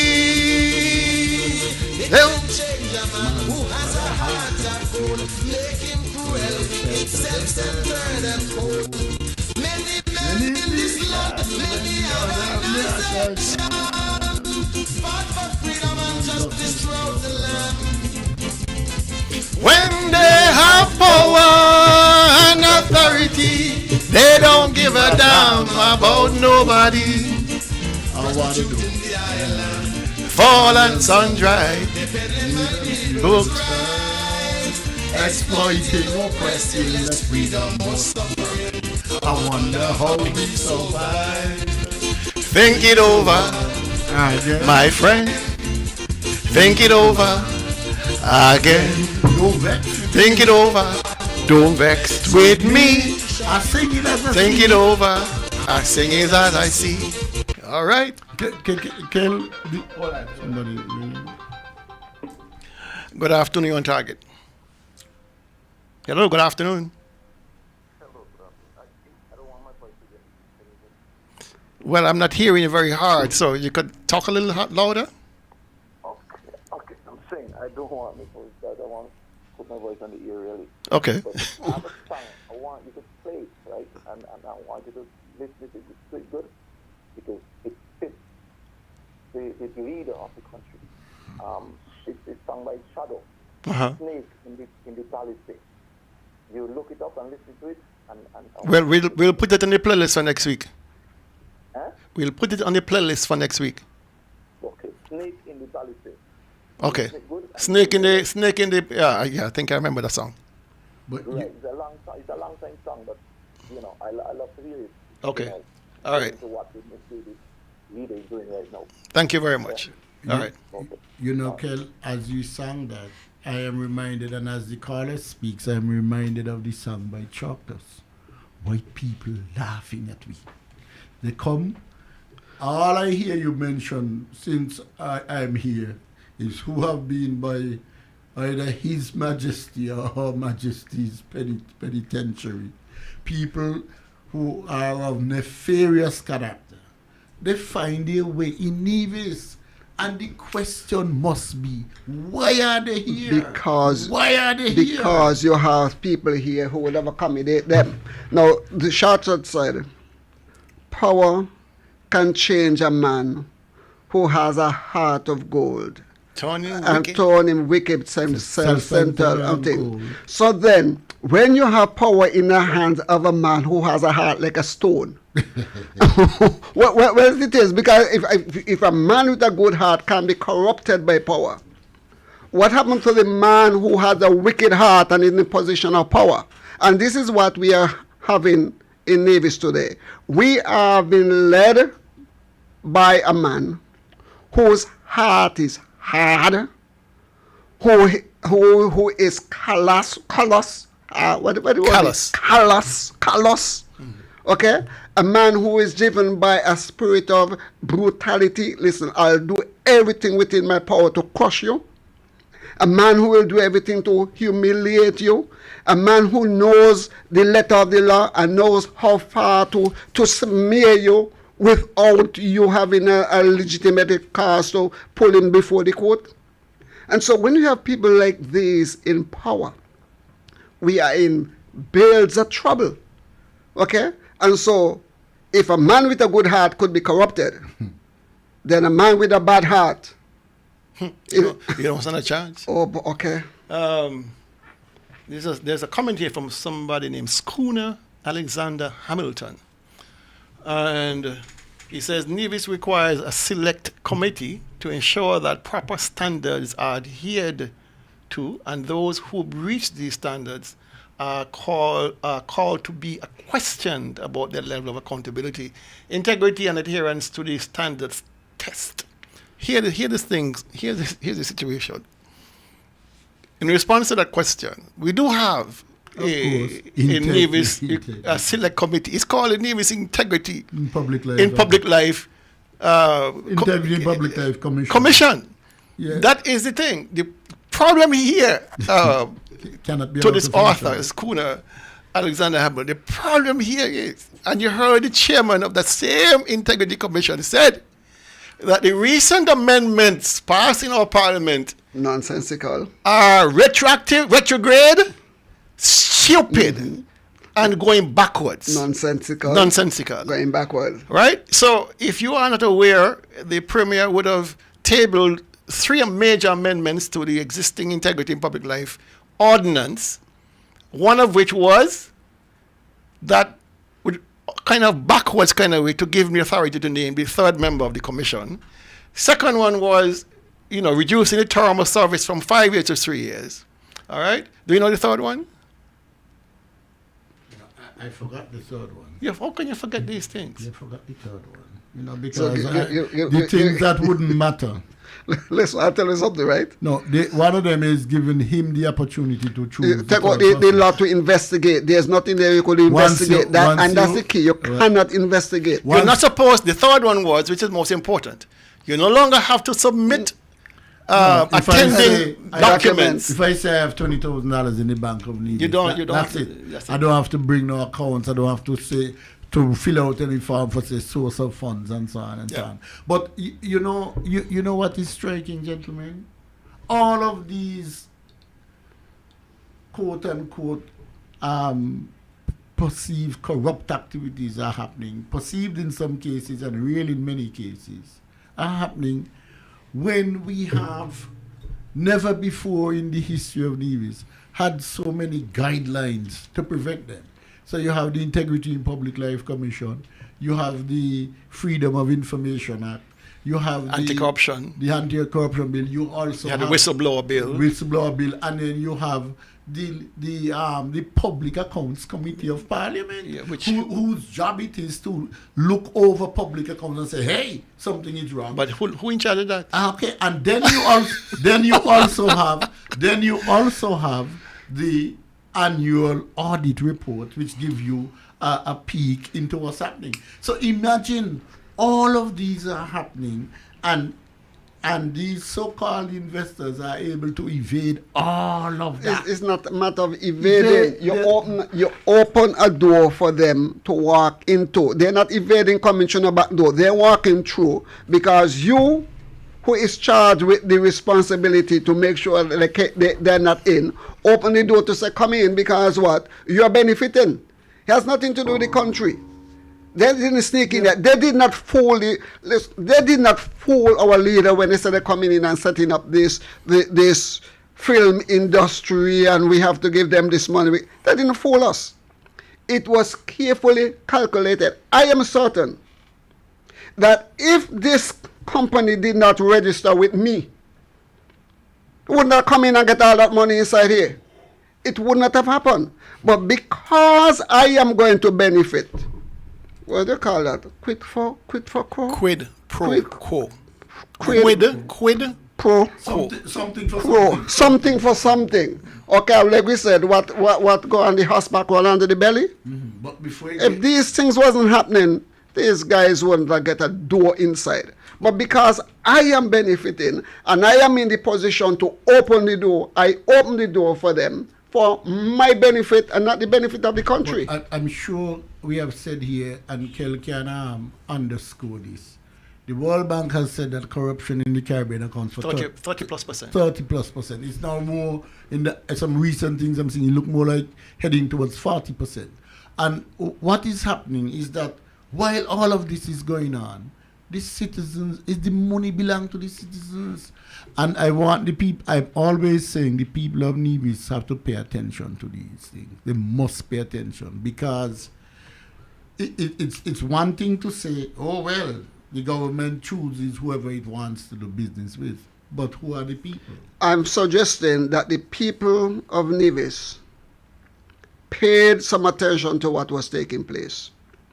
That election that went there 2022, where the election commission would have said that persons do not have to have any ID to say who they are, but they could just walk in a polling booth, put up their hand and swear an oath and say, this is me. That's foolish. And they was allowed to vote. It was carefully calculated, not for the benefit of the people of Nevis, but for the benefit of those who was paid to come in to row for me, to get them to the system to row and take the pay and go back out of the system. It was carefully calculated. I'm still upset with that. I am still upset with the Prime Minister and the Attorney General, who prior to August was protesting and kicking up a storm that the commission was bad, the offices was bad and corruption was there. And since they got into office, they have gone into Parliament and put in all sorts of laws on the books. But they have not touched the vexing thing for me as a Nevisian and the people of Nevis, this corruption that is taking place in the electoral office for the benefit of the concerned citizens movement. They haven't touched it. Let's go to the call. Good afternoon, you're on target. Hello, good afternoon. Hello. Hello. Yeah, good afternoon, you're on target. Hello. Yeah, good afternoon, you hearing me? Hearing you very, very soft. Well, try. Guys, I'm listening to you guys, Uh-huh. right? And it just hurts, to hear the complaints over and over. And it seems like the people who lives in Nevis, I don't know if they don't have internet, they don't have radio or whatever platform they would use to hear you guys. But I don't even know what to call it. You're hearing all these things week after week, year after year, month after month. And the people are raising up, man, and get this guy over there. What is going to take? The time when he was talking about he's looking to get what Nevis share, fair share, whatever he was calling it. Okay, I was not for that. I don't know what your guy's position was on that. If you felt like Sinkers should be giving Nevis more money or something like that, because if Sinkers do give the money to that CCM government, what is it going to profit Nevis? Nothing. Interesting. It's going to profit him and his cronies. Nevis itself is not going to get anything. Nevis people ain't going to get nothing. The infrastructure and whatever is needed in Nevis, it's not going to be done by him. So I don't think nobody should be in alignment with him talking about getting fair share from St. Kitts. Okay? I think St. Kitts government have an obligation, the federal government, to do certain infrastructure in Nevis. But they should not give the money to him, to the same government. They should come to Nevis and make sure what the money is sent there for is being done.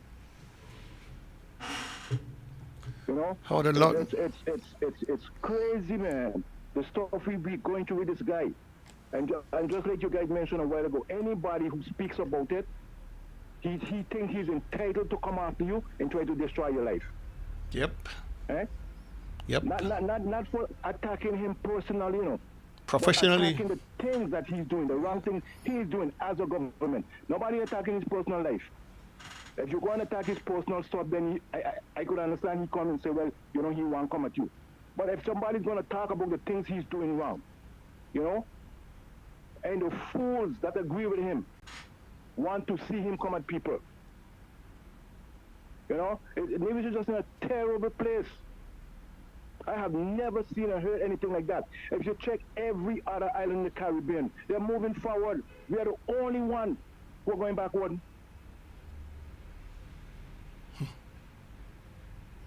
Hear you loud and clear, brother. And this guy come and talk his foolishness week after week, insulting people, trying to degrade people. Eh? How can you expect to hold a public office and don't think you're going to get scrutinized? Are people going to talk negative about you if you're doing something wrong? Where in your mind can you phantom that?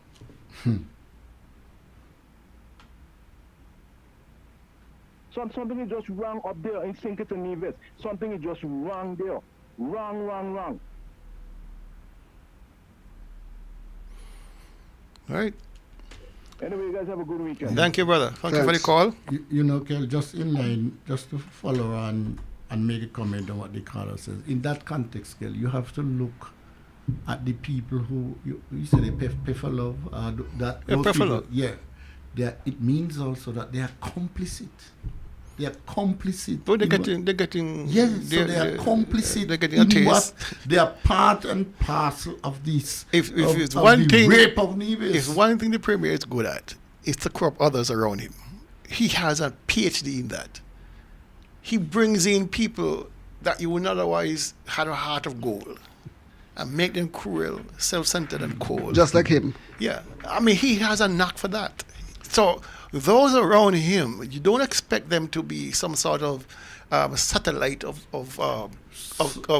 critical thinking or judgment or conscience. No, because that is why they are chosen. That's why they're chosen. And then, so it is their commitment is to themselves first, the party, and the country not at all. I mean, in my view, he has corrupted the very institution of our parliament, which is called a speaker. You know, bringing in an employee of his, bringing her to be the speaker of the National Assembly. But you know, you can't get more insulting than that. But there's something missing, Kel. In every society, when you are in the leadership position, there are people who call you. When I was in government, you get several calls. Hensley, I don't think Ollie should do that. Is it the case that nobody tells him anything? People tell him because I have come into people, friends of his who vote for him, and they say, listen, he doesn't listen to us. No, listen to nobody. And then what? When he doesn't listen? Because you see, they're not going to vote because they're getting paid. They're going to tell you straight out, I'm living good. Okay. I am not struggling. But they will not. No, I'm talking about withdraw from the party. No, I'm talking about that group now. Is there not a group of people who are sufficiently well off financially? No. Who are sufficient? Who don't? It does not exist. What? So you're saying to me that we don't have people in this country who not beggars, who can pay their bills and who go to church, praise the Lord, call themselves Christians, see what's wrong in Nevis, and say nothing. So you want to tell me only that group there, Kel? That is being greased and oiled. So in this country, there is no independent opinion. I am amazed because, as I said, And my colleagues would call me too in the government when we were in government. They say, boy, so and so call me, say so. But they say we shouldn't do X and we shouldn't do Y. People call you and tell you, no fire that person there because, Lord, he got the bills up here and he can't afford it and so on and so on. But they did bribe him. They did give him some money, so no kill him. Don't to quote them. But all I'm saying, you want to tell me now then, Kel, only when NRP in power, this group of people emerge. It prevails. And then what happens? It prevails. And then when the system is in power, it bought out? I have never come across a political party, such as NRP, that is held to such a standard. High. I mean, it is incredible. High standard. The things I used to get called upon by my former boss, Mr. Hector. The things I used to be called on the floor to explain by Mr. Perry. You know, I'm starting to mention the same thing. Of course. Are minor in comparison to what's happening now. Even from the rank and file of NRP. You have integrity. Lord, it is too much. Let me tell you something. The people who back NRP tell you plain, Daniel, me not tell no lie for you. No. And me go church every Sunday, and me not going to tell my good friend, he's now there, Cannon from Cox. Cannon says to me all the time, whenever the political season is boss, is one thing, let me tell you, I go to Methodist and I want when I go and I tell my friends vote for you, I don't want them to tell me nothing. There are some women in the village in Cox where I go when I'm going campaigning, they tell me that, look, make sure you don't let nobody call you. This is how they say, call your name. Don't let nobody call your name. And you feel that sense of responsibility to them. Trust. There's one in Brown Hill, Lizzie, when I see 4695903, Lizzie called me and say, when I go up on the platform tonight, no bother with so and so on. They tell you. So there is in NRP that body of people which wants, when it goes to vote and it says it's voting for Daly, NRP candidate, it is saying, I can vote for him and I don't want to hear nobody say nothing. All I'm saying is, we were bound by some of these things. And of course, Kel, the premier, I remember us having a meeting and something with development, and the first thing Paris said, hey, I'm not going to jail for nobody, you know. Let me tell you, I'm not going to jail for nobody, you know. And as I said before, our first meetings, he said, fellas, we're going to operate a particular way. And you know what he says? Because the people in Nevis have a certain trust us. He and I were campaigning in one section of the community, and an old lady, we went to see her. And she said, sit down, bring out cake and drink, fed us, and said, look, let me tell all you something. I don't want nothing from all you. But I want all you to find something for them young men who are here to do. I don't want them coming here to rob me. But I going to vote. But I don't want nothing from all you. Okay then. I mean, this, what you want to tell me now, Kel, nothing like that exists. You've been taught, and this is a reversal. We've been taught now to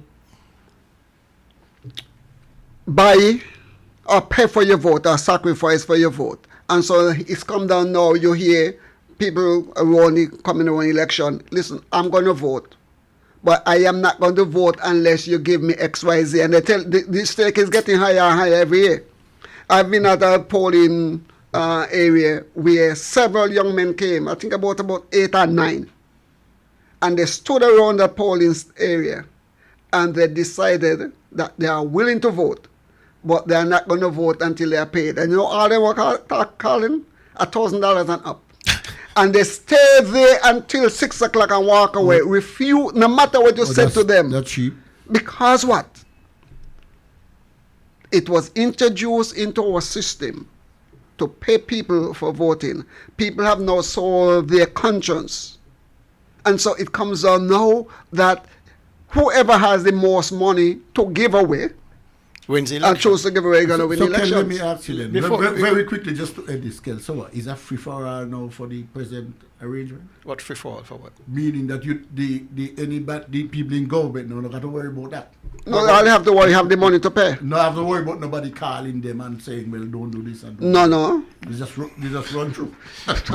Dr. Daly partner Patrice Lumumba, I remember I heard him say that he campaigned during an election, and he campaigned for months, and he didn't see his opponent. He tell himself, listen, I won this election. He says, 2 days before the election, his opponent walked through the constituency and were giving out shilling, they're using shillings. And by the time the election is over, he lost the election by a landslide. Says people in Kenya do not vote on policies and idea.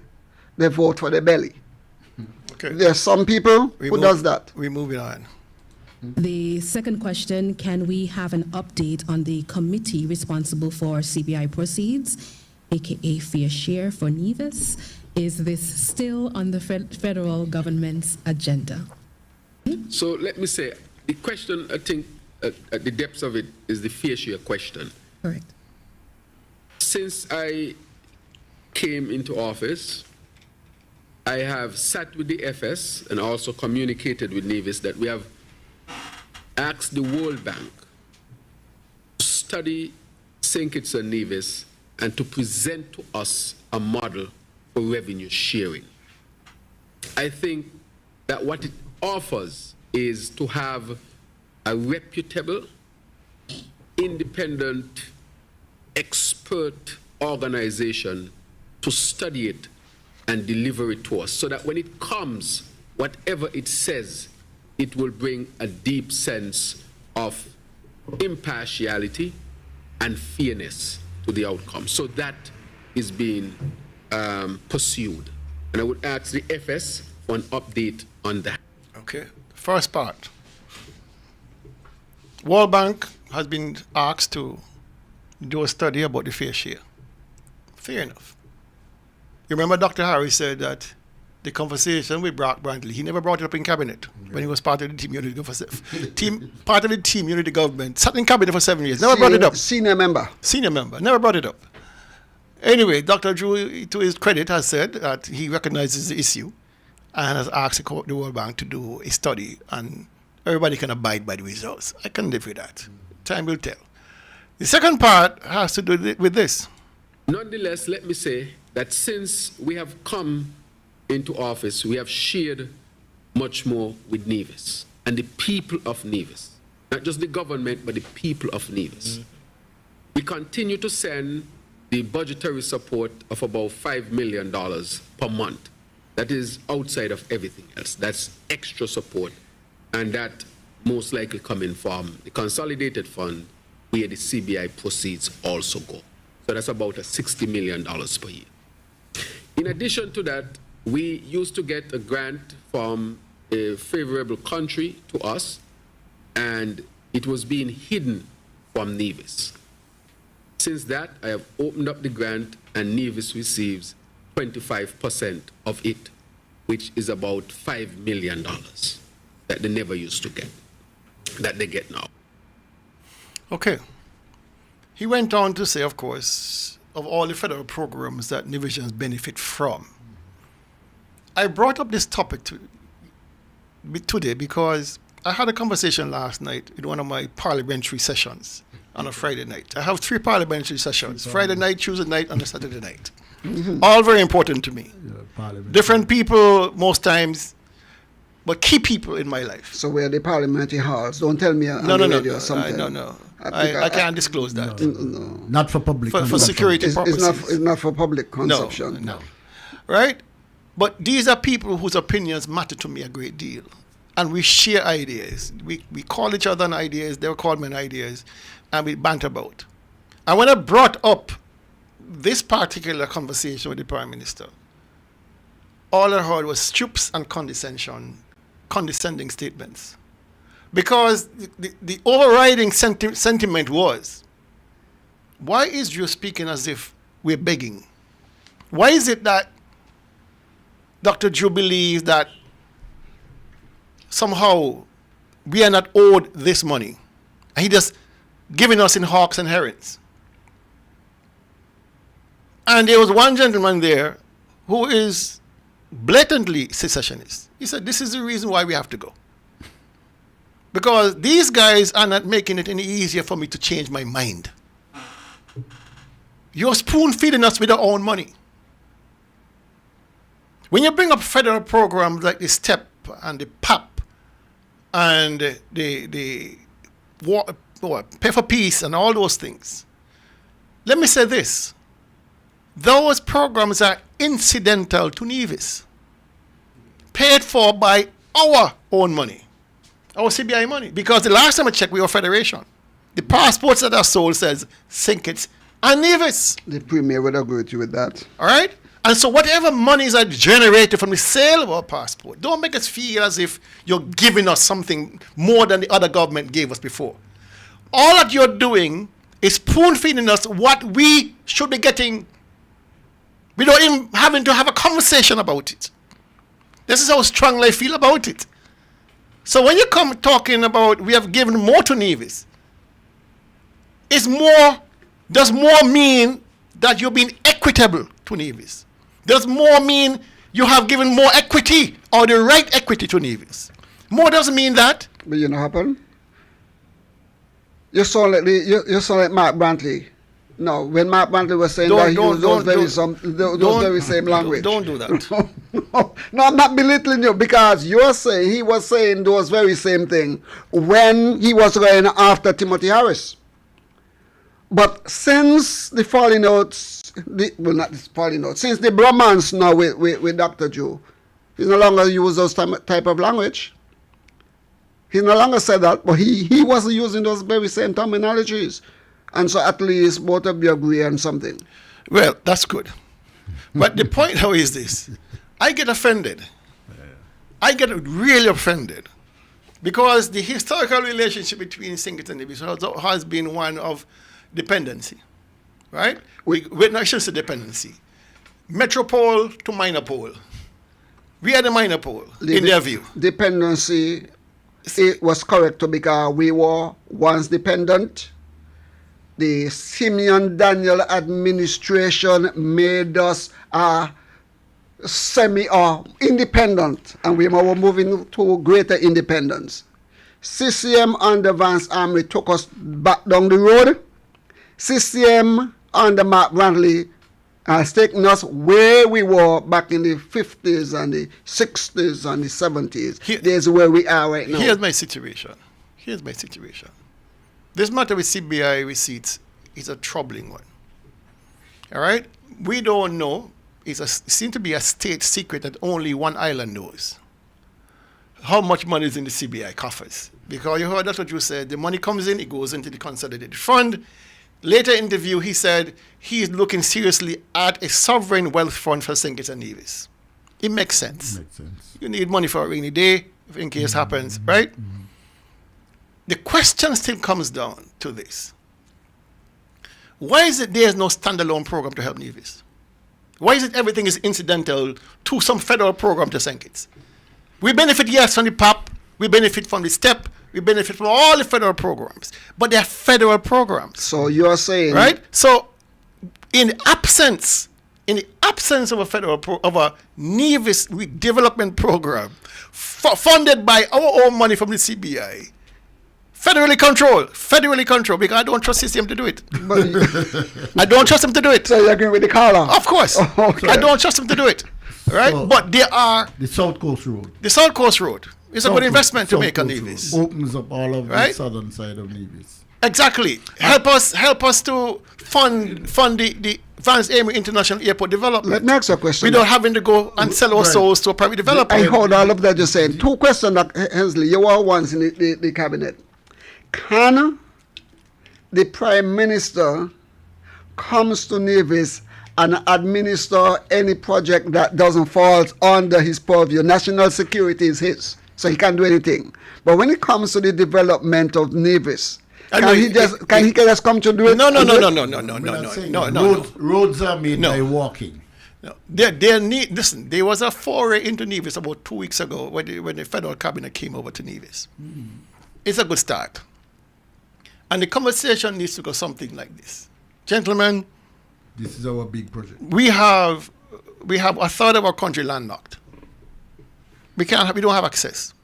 We need an infrastructure injection. Of course. We need a stimulus into Nevis. We don't want it tied to any federal social welfare program. Agree to fund that project from the CBI money, not the sink is taxpayers' money, CBI money. We have the Vance Emery International Airport to finance. We'll pay you back. Just like we pay you back, if possible, if necessary, from the Southeast Road. But some federal program that targets Nevis, good God. Well, you know, when you start talking about we are part of this program, we are part of that program, and we are part of this program, they're all federal programs funded by CBI. But we on Nevis have no clue, none whatsoever, of how much money is actually being collected. But our premier was satisfied, because if our premier said that there was no federal program that was rolled out in St. Kitts that did not directly benefit the people of Nevis, so he lied? No, he didn't lie. He didn't lie. I mean, in his view, the savings program directly benefits Nevisians, the youth, from 5 to 18 years. Yeah. But he considered that a direct investment. But he said no. Who said that? Oh, the Nevis premier. No. That's what I'm talking about. Dr. Drew said it clearly. Gentlemen, that there's a direct injection of cash to Nevisian students, young Nevisians, from the age of 5 to 18, I believe, where they get $500 cash in a savings account, plus $500 shares in government-owned entities. So that is $1,000. All right? I have this. I'm not going to split hairs. Yeah, that's good. I'm not going to split hairs about that. My major point of contention, right, is that don't be feeding us with no long spoon. Don't feed us our own money and say, I'm doing something good for you. No, don't do that. I think I'm giving you more money than any other government. Well, how much more should be given us? Is the most logical question to come after that. How much are we due that you're holding back? You know, do you know? Gentlemen, you know what this gentlemen, may I just share? Tolu, you were saying you were in the cabinet. The matters between St. Kitts and Nevis are for serious, mature direction and leadership. When we were deciding that cable and wireless must pay their bills, must have a separate entity and pay Nevis, and companies in St. Kitts must... Consolidation. No, they operate here, so they must pay separately. So, right? You know, we had to remind the cable and wireless that their biggest customer was Four Seasons, you know. So it was on Nevis. Also, when we were doing the VAT, we sat down like reasonable people and work out that even though there was, in terms of the sales and the volume and the amount of money, it was a lot more in St. Kitts than in Nevis. We argued that much of that money was spent by Nevisians going to St. Kitts on a regular basis, daily. So what I'm saying, Kel, I am agreeing. I would like to see a big project. And I support the idea of the sovereign wealth fund, because you really have to make that.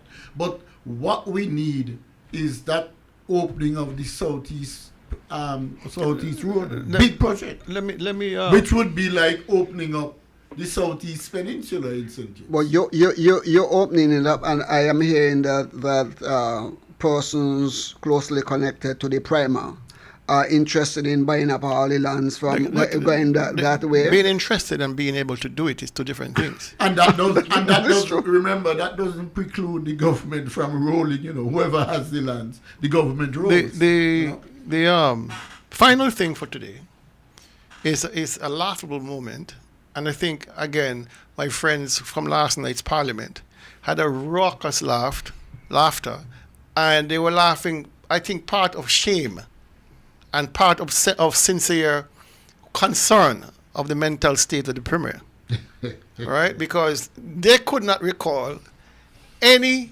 leader who has done so little in such a long period of time, praising a new leader that has done so much in a short period of time. Yeah. You understand? So here is a little snippet of the Premier's meltdown regarding the development on Grenada. Oh my! All right. So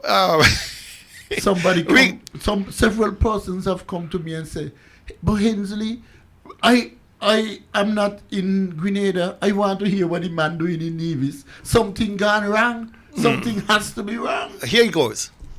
I should share with you, the audience, that I was very impressed at what I saw in Grenada. We had not been there for a few years. And let us take this call. Maybe it's a call from Grenada. Good afternoon, you're on target. Hello, good afternoon. Good afternoon. Good afternoon, my brother. And good afternoon, my friend Hensley. Hey, what's up? You realize the man don't even say a thing. All the contributions where Mr. Daniel and Mr. Parry met, nothing. They see the nice little beautiful island, and the intention was to just mash it up. But time coming, and I can tell you, dearly, do not get weary. Do not get weary at all. Have a good day, boys. Okay, thank you very much. All right, let's get back to the tape. I should share with you, the audience, that I was very impressed at what I saw in Grenada. I want to pull out the hearing. We had not been there for a few years.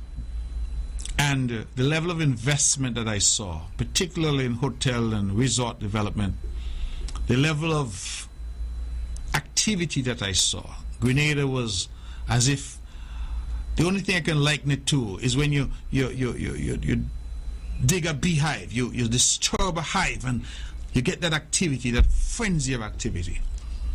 You're going to town, you can't find a park, you go everywhere you go is people, shopping, business. And I was very impressed. I had the opportunity while there to visit Silver Sands, which is one of their newer resorts, very high-end resort. Silver Sands has just built a new boutique property called Silver Sands Beach House, and we are given a tour there. Again, a very beautiful property. And then in Erico Las Sages, we went and we had a tour of the Six Senses Resort, and next to it, the same developers, Range, who would have developed the Park Hyatt, they are now doing an intercontinental hotel. So the Six Senses, and right next to it, Intercontinental, on a coast in Grenada, which has not seen that level of development before. I believe that Las Sages is in an area called St. David. And I was impressed, ladies and gentlemen. I did not get to go to Carriacou and Petit Martinique. In fact, I've never been to Carriacou or Petit Martinique. But certainly what I saw of Grenada, the mainland, the big island, I was very, very impressed. And I want to commend the Prime Minister, the Honorable Dr. Deacon, I'm sorry, not Doctor, but the Honorable Deacon Mitchell, and certainly his predecessor, the Honorable Dr. Keith Mitchell, and those who would have gone before him. And with that, we're done. I wouldn't even comment. I wouldn't even give these gentlemen a chance to comment. We are done for today. Have a safe and blessed weekend, remaining of your weekend. You're right, because I pull out my hearing aid.